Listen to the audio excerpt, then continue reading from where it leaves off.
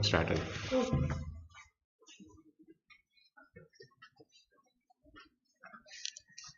Have to start again? Okay.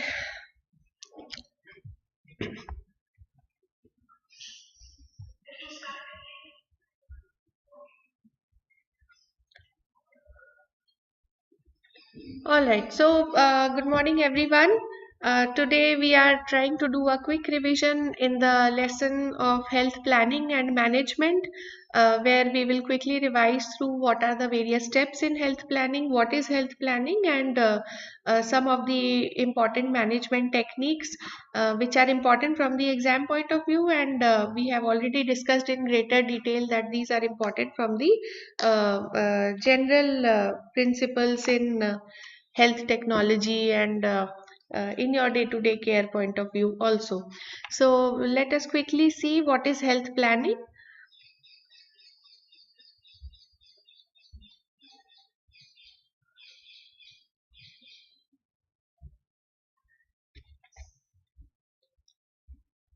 Just change this setting.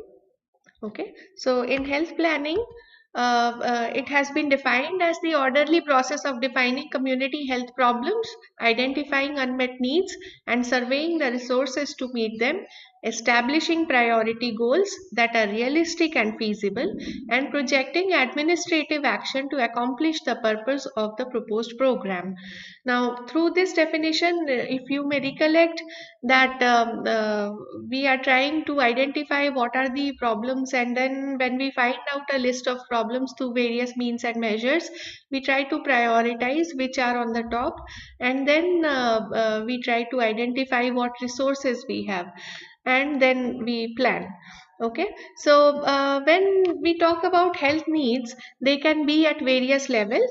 They can be at the local level, they can be at the district level, they can be at the state level, they can be at national level or international level. So depending on what level they are and how much effort is needed, these needs could be deficiencies in health that call for preventive, curative, control, or eradication measures. So the needs may be solved by taking a look at the environmental problems, at the household problems, but and there may be larger needs also which require public health action. Okay, policies at the national level. There are some problems which can be controlled through advice, like nutritional problems. So they may vary, and accordingly interventions also vary. So we have to identify all these needs and then identify the measures how to counteract these deficiencies and problems. Okay, when we talk about resources in health planning and management, invariably we are talking about money, manpower, materials, and time. Okay, everything else that is there in management, it revolves around these four entities. We always need money to run a program, or to pay for the staff that we hire, or to do certain interventions. Then we need when we need some material in the form of, let's say, if we are immunizing children, so we need material related to running immunization sessions. We need stationery, we need vehicles. So many things are needed depending on the program. Third is manpower. Without man, all these things cannot be done. So we have to hire suitable staff who will run the program efficiently. And of course, all of this is time bound. It cannot go for time immemorial, and it cannot go for forever. So everything revolves around these three things. So please remember, 3MT is what we are trying to manage: manpower, money, material, and time. And accordingly, all the planning is revolving around these four entities. Then there is goals and objectives, because you have to set some realistic goals which can be achieved in the given duration of time with the given resources that you have. So goal and objective, you may recollect, comes from the game of football, where goal is the ultimate desired state. The ultimate desired state is that you have to put the ball in the opponent's net, and objectives are the small steps that you take towards reaching that goal. So how the strategies, that how a player will pass one ball to the other, and how how it will progress towards the opponent's net. Okay, so those are the objectives, and in the process you have to describe what will be the hurdles faced, what if the objectives are not met, how will you modify them, what is the requirement for each objective. So everything is to be defined in these resources while you set the goals and objectives. Only then you can proceed to make a planning cycle. Plan is a blueprint for taking action. So everything is very well defined in the plan, and finally a good plan, a foolproof plan can materialize into a good program. Okay, now before the stage of planning, we read that there is a stage of pre-planning where we should try to find out what is the political will against not against, for a certain plan or program that you are trying to have. Is it supported by the government or is it totally opposed by the government, so that clear policies can be drawn. Is there any legislation which exists related to the program that you are trying to run? What is the organization that you're trying to have for planning? Does it exist or not, or you need to formulate one? Now here I already have given you examples for various committees which were formed under the National Rural Health Mission. So those committees which we have now, like the Village Health Nutrition and Sanitation Committee, these committees were non-existent before the Rural Health Mission. So it involved a lot of planning to see what are the things you are trying to achieve and who are the people who would be basically involved in achieving those goals and objectives, and then accordingly those committees were formed. Okay, so that is, when a committee is formed, it becomes an organization. So you have to identify whether organization exists or an organization needs to be formed. We'll go into organization when we talk about management techniques. And then finally you have to look at the administrative capacity, like this is for mainly for supervision and monitoring. Is there a body which will help to supervise whatever activities are running, or you have to have something in place? So in pre-planning you look at the administrative structure, you look at the political structure which may be supportive or non-supportive of your plan. So then you go to the actual planning cycle. Now again I am telling you here that planning cycle is something when people are sitting in a room, they have everything, all the access on their fingertips. Okay, they have all the necessary documents and papers, and related to that they make a plan on what they are going to do next. Okay, this is not the actual implementation, this is just on paper. So you always begin with a situation analysis which tries to answer the question where we are now. Okay, then you set, from there you set your goals and targets. So when you know that these are the things you have in hand, then you set your goals and targets, and that is where you actually want to go. Okay, so these goals should be targets and goals and objectives should be SMART, which is specific, measurable, attainable, realistic and time bound. So that is what we say as SMART goals. So if you want to have a program for 2 years, so what are you able to achieve in 2 years? So it should be realistic. If I say that I want to bring the malnutrition down by 100% within 2 years, that is not a realistic goal. If I say I would try to get it down by 1 or 2% in 2 years, that is still some realistic goal for an area. So similar small goals and not goals, I would say objectives should be set up. So objectives also can be short term, medium term and long term objectives, or short term and long term objectives, where first you talk about the initial 1 year, immediately after launching the program, what are the changes you expect to see, and then in the long run how you sustain all those changes and what are the additional changes you expect to see. So that is how you can frame short term and long term objectives. Then there are primary objectives, there are secondary objectives. So if you want to bring down mortality due to to a disease, that becomes your primary objective. Okay, and then while trying to bring down mortality, there are certain other changes in the population which you will be able to see and measure. So those can come under your secondary objectives. Okay, like how many women are taking iron folic acid, how many women are going for institutional delivery. So all these can be secondary objectives, while the primary objective remains to uh, lower down the maternal mortality ratio. So that is how you set your goals and targets.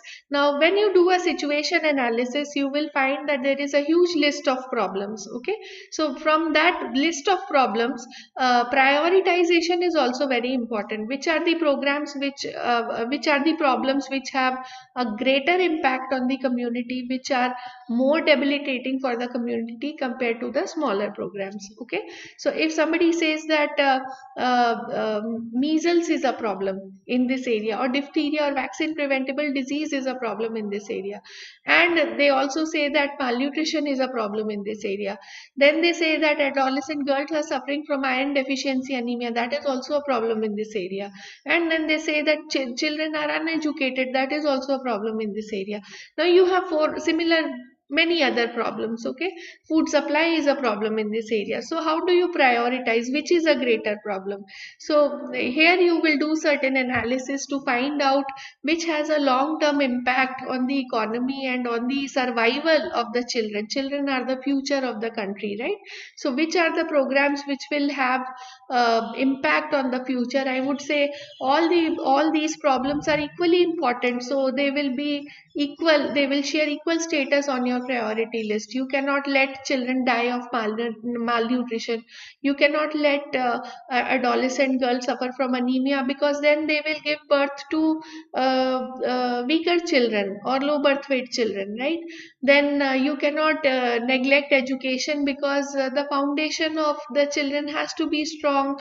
They have to grow into educated or literate individuals, and education plays a very important role in growth, survival, development, overall development of the children and the economy. So nothing can be neglected here, all are equal in priority. So you have to set your priorities, which are the top priority problems, which are the medium or lower level priority problems. Okay, so let's say somebody says that this year due to lockdown we could not get enough money, so this would be somewhere lower compared to the routine vaccination program for measles, so that long term impact of measles is reduced.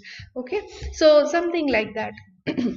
Then when you have set your targets, when you have set your goals, then you plan on how you intend to get there. So what are the various bodies which will be responsible for various actions in the community, who will be in charge of what, how the program will be implemented, all these things you put it down on paper, you form various committees, you list down the various requirements, and all this part of management, actual management of materials, manpower, you do here. Okay, then after you have done this, you let's say have certain notions in your mind that okay, we will be able to achieve this much in a given time frame. So how will you know when you arrive at the set target? So the answer to this question is provided by monitoring and evaluation. So continuously the program has to be monitored and evaluation has to go on side by side. So there is mid-term evaluation of a program, periodic evaluation of a program, end-term evaluation of a program. So it has to be an ongoing process. And when from monitoring and evaluation you get certain results, you can refine your targets further, you can modify your targets further, and you can modify your implementation plan also. So these results are used as a feedback. How these results will be used as a feedback also has to be a part of planning.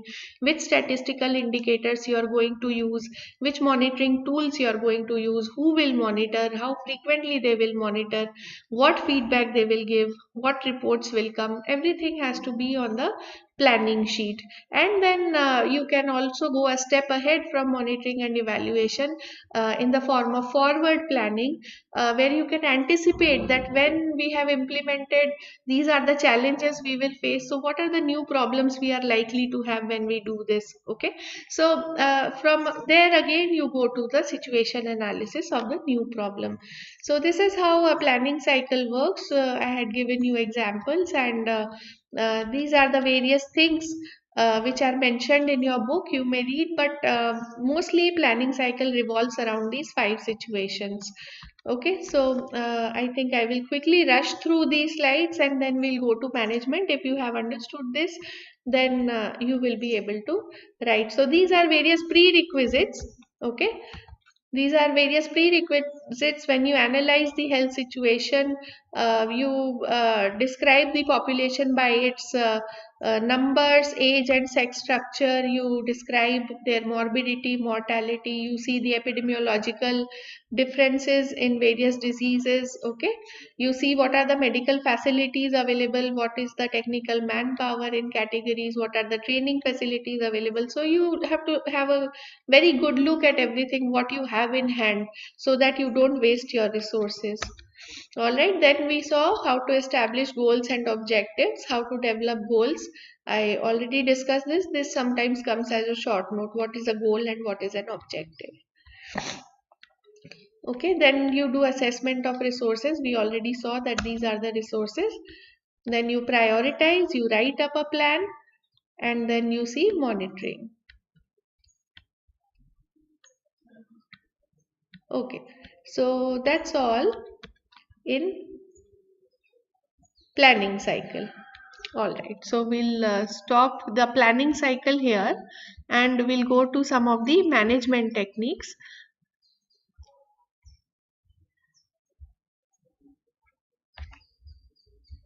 So in management techniques, it is important to remember what we are trying to manage. Actually, if you remember one mnemonic, I will just show you.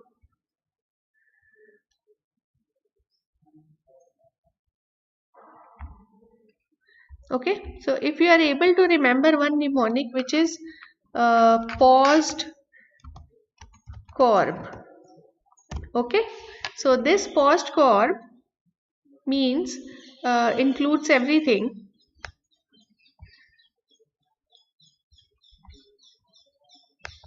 This mnemonic you should be able to remember.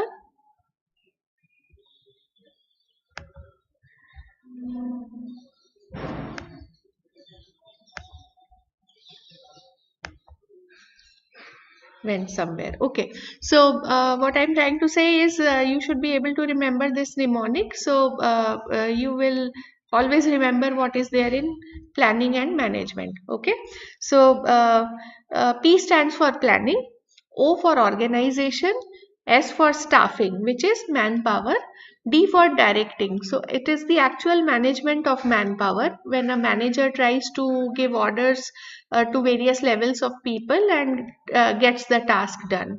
Then CO is for coordinating, R for reviewing, which is monitoring and supervision, and B for budgeting, because we saw that money is also a very important component within resources. So if you remember this mnemonic pod score, you will be able to remember all the functions of management, because all the functions of management are basically revolving around these actions. So planning, organization, uh,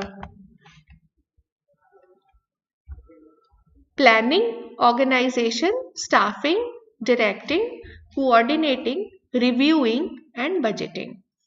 I'll repeat again: planning, organizing, staffing, directing, coordinating, reviewing, and budgeting. Okay, so what are the things when we look at material management? This sometimes comes as a question in your exam. So there are various kinds of materials in healthcare system. We will just look at money, manpower, material, and time. Okay, so materials in healthcare system may be classified as high cost, medium cost, and low cost materials. and they can also be classified depending on how they are procured. So some are procured in very large quantities, some are procured in very small quantities, and they have limited usage. Okay, so then we had talked about in class, if you remember, how procurement of material is done. It is done through a purchase party which goes and invites some sealed quotations and tenders, and then they select the least price in a meeting, and then they place the purchasing order. After that, when the goods are received, they are checked for their quantity, they are checked for their quality, and a goods receipt note is issued to the vendor. Okay, what do you check?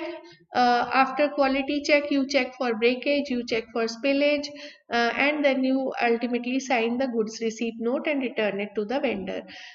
In before After that, you take it to the storeroom for storage, where you will enter everything into the stock register, and then you disperse it out to the departments which have placed an indent for procurement of those certain materials. So that is the distribution part of the material.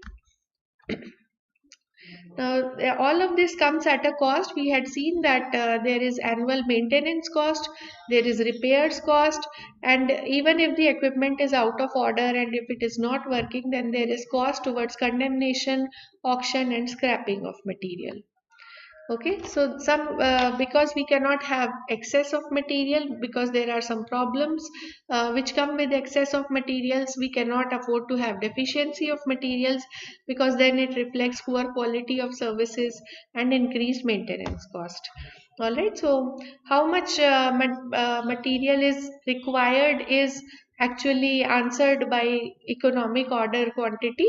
Okay, so for that economic order quantity, we always run some analysis, and the first analysis, that is ABC analysis, always better control. So materials are classified into three categories. One is the always category, that is you must always have that material. Better is, it is better to have that material, and control is you should have you can have small amounts and have very strict control over that material. Okay, so it is based on the principle of cost, where they say that about 10% of the materials consume about 70% of your money.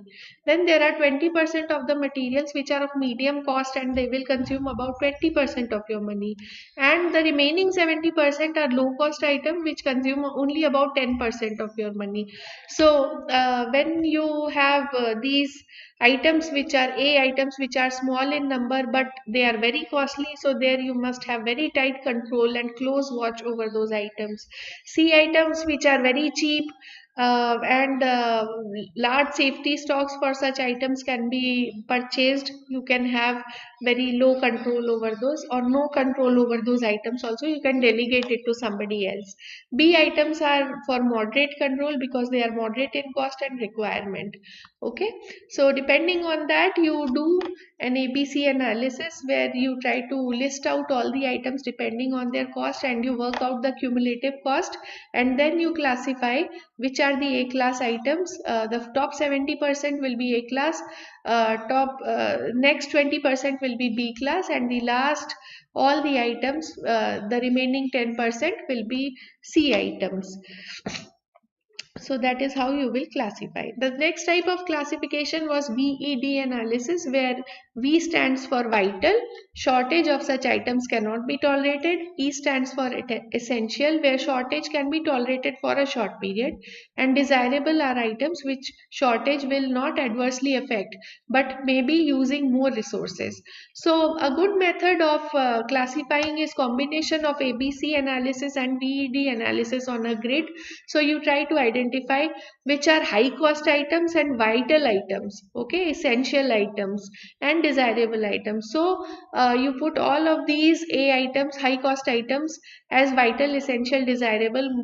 Place most weightage on AV and AE and classify them into category 1. Okay, similarly, though these may be low cost, but priority has to be placed on these items because these are vital items without which without which the organization or the hospital cannot run. So all the V items must be given high priority, not based on their cost, but based on their utility in the healthcare system. Okay, so you can classify them into category 1, 2, 3. So category 1 will need very close monitoring because they are high cost items, and in category 3 there is no need for control. Category 2 will have moderate control. Okay, similarly, there are other methods of analysis also, like SDE analysis and FSN analysis, where SDE is for scarce, difficult, easily available. FSN is for fast moving, slow moving, non moving items. Okay, we also saw the two bin system. Okay, and the min max system or the double shelf system, where when you receive all the order of the stock and you try to divide it into two shelves, okay, or two bins, when you touch the top shelf of the second level, then that is the time when you should order. Okay, so apart from that, we also looked at some modern management techniques. So here we always use the system framework. System framework is nothing but the flow diagram from flow of input, which leads to activity. Activity leads to a certain output. Output leads to outcome, and outcome leads to effect. So what we were trying to say here is, in the form of these examples, inputs are always in terms of resources, money, manpower, materials, and time. Okay, when you do this input to a certain activity, so various activities can take place, like immunization, like safe deliveries, like tubectomy operations, and you can have endless activities like this. Okay, so let's say, take the example of immunization activity. You have done a certain input, you have the activity, the output is in the terms of number of children who are protected as a result of that activity.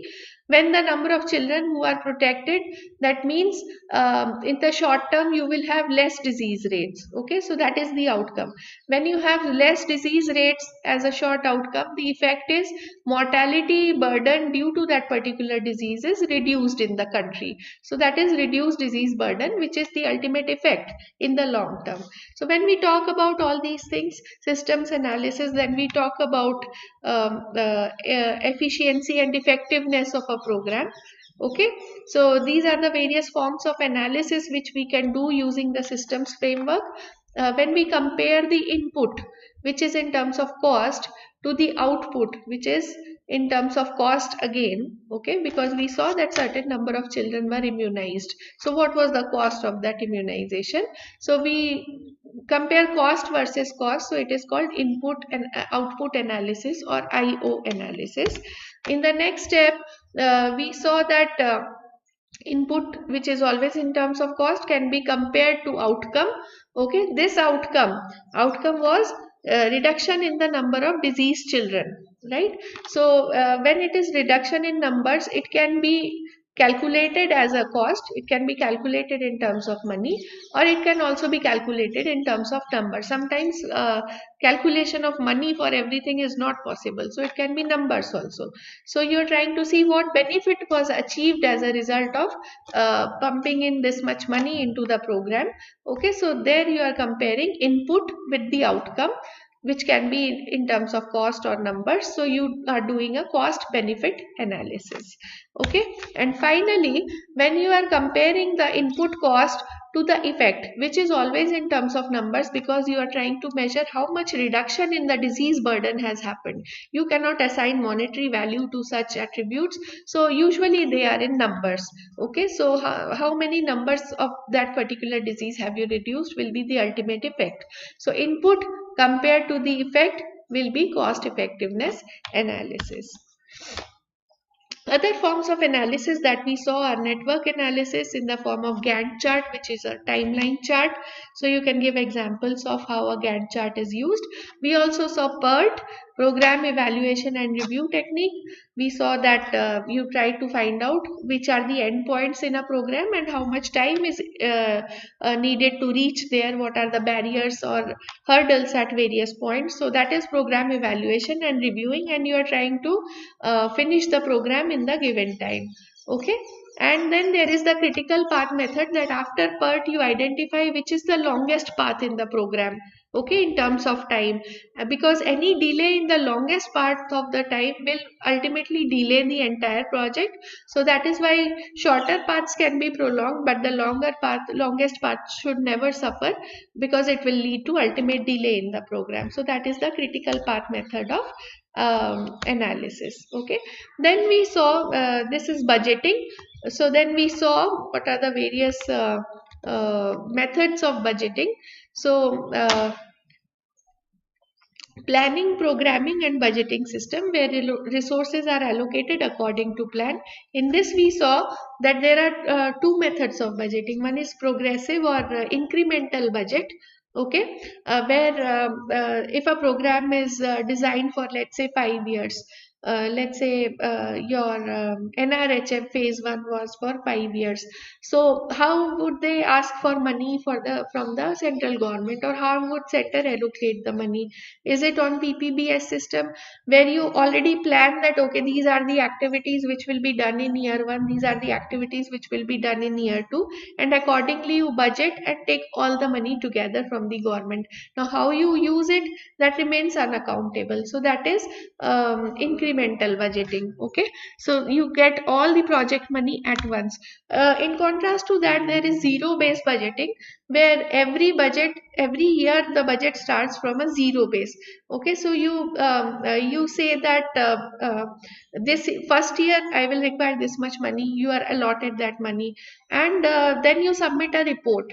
Okay. You submit a report how much money was spent on each of the activities, and then based on the experience of year 1, you ask for money, increased or reduced money in year 2. So based on the experience in year 2, you ask for the third year. So every year you start from zero, and based on the experience of the previous year, you can ask for reduced or extra amount of money. So previous year's performance in zero based budgeting always acts as a background, and you always start with no money in hand. So that is why it is called zero base. So you don't have any money in your hand. Whereas in incremental, you have the leftovers from the last year, you have the money from the years to come. So you can always adjust that money in your current year's budget. So these are some forms of budgeting. Then there are other things also. I think we talked about this one. We will not talk about health planning. You saw planning cycle already. There are some other things which we can talk about, and that is newer management techniques. So one of the principles in newer management techniques is management by objectives, MBO. Okay. So the conventional form of management is managing all this money, material, time, and manager executes his powers and roles to just monitor these 3 or 4 aspects. Management by objective is a more of a institutional or organizational attribute, where an organization has a set objective. Okay. And then the manager tries to see at each level whether people are working towards that objective or not. They are not bothered much about money, material, time, because they are flexible. Okay. So that much flexibility is allowed, but ultimately the focus is on the objective of the organization should be met. So that is management by objective. um, other Some other principles are also there, like let's say interpersonal or manpower skills, how the if there is a lot of sickness, absenteeism or absenteeism in the organization, it comes with a cost for the organization. So how does a manager manage that? He has to has very good leadership skills. So in leadership we had talked about various leadership attributes. We had talked about a grid, where we saw that there was one 1-0 leadership. I don't have the slides here, but if you remember, we saw that there were 5 kinds of leadership in the grid. So we had seen that 5-5 is the best, or which is the optimum level of management. We don't want an authoritarian management who has very strict authority over the workforce, and he should not be too target oriented also, with least concern for the workforce. In both cases it does not work out very well. So a good manager, an ideal manager would be who would be at the 9 position of the grid, at the top end of the grid, where he would have very high concern for the work and very high concern for the employees also. But that does not happen in reality. So we aim for 5-5, where he has medium or optimum concern for the work and optimum concern for the employee. Then we saw that there were certain other things like Joe Harry's window, okay, where you try this this window tries to identify what are the training capabilities of the employees. So managers may employ this kind of techniques to find out what are the areas which can be improved and useful for the organization if a certain employee is trained in those skills. So these are some of the basic things that we talk about in management: materials management, manpower management, management by objectives, input output, efficiency, effectiveness, plans, goals, targets, planning cycle, objectives, management by objectives. So budgeting. Okay, so please read up this chapter. Again, I will tell you the name of the book. The name of the book is Sathe. Okay, so if I don't know whether you have your own copy or not, but please get this book and start reading healthcare management from this book. Okay, AP Sathe and PV Sathe. Okay, so this is the book that is there. You will find it in all the bookstores. Healthcare for all. Okay, this is the name of the book probably. So you can order on Amazon, or you can find it on the bookstores. Management, all these things that we have talked about in management is very well described. Otherwise, you can also read the book of Park. But most of the advanced principles or modern management techniques you will not find in the book of Park. So my advice is that please get this book, AP and PV Sathe, and read healthcare management. If there are any questions, if there are any queries related to the topic, please WhatsApp me, or you can drop an email also. We'll be happy to answer. In the next class, we will take up, let's say, we'll take up some other things. Primary healthcare will take up. Thank you very much, and have a nice day.